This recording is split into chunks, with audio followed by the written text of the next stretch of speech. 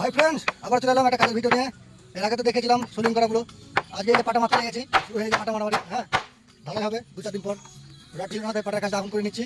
কালকে থেকে রডের কাজটা হবে, তারপরে পাটার কাজটা হবে। যতটা পারছি পাটার কাজটা আগিয়ে নিচ্ছি। হ্যাঁ, এই যে